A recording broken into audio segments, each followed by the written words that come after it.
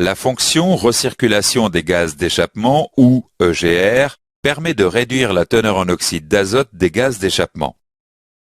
Cette fonction utilise les éléments suivants: le capteur de température d'eau, le capteur volant-moteur, le capteur de position de la pédale d'accélérateur, la vanne de recirculation des gaz d'échappement et le capteur de position de la vanne de recirculation des gaz d'échappement. Les oxydes d'azote présents dans les gaz d'échappement sont dus à une température de combustion élevée. La vanne EGR est pilotée par un courant pulsé modulé RCO.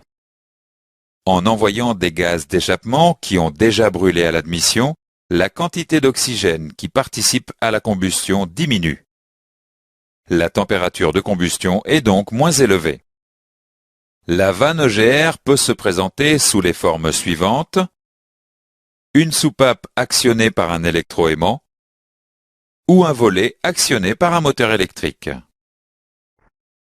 Les conditions généralement requises pour permettre la recirculation des gaz d'échappement sont les suivantes: le moteur est chaud, le moteur est à un régime moyen et la position de la pédale d'accélérateur correspond à une charge moyenne.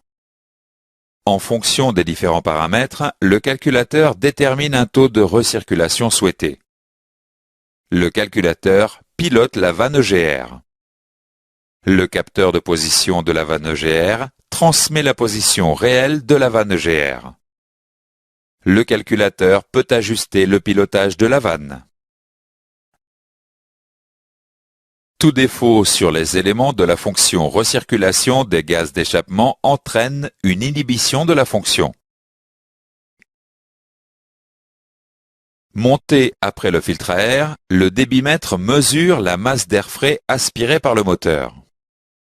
Cette information permet au calculateur de gérer la quantité de gaz d'échappement admise pour garantir les meilleurs taux de recirculation. Les véhicules non équipés d'un débitmètre disposent d'un capteur de température d'air. Cette information, associée à la pression de suralimentation, permet au calculateur de calculer la masse d'air aspirée. Certains circuits EGR disposent d'un élément de refroidissement des gaz recyclés. Les gaz recyclés traversent un échangeur refroidi par le circuit de refroidissement du moteur. La réduction de la température des gaz recyclés diminue davantage la quantité d'oxyde d'azote.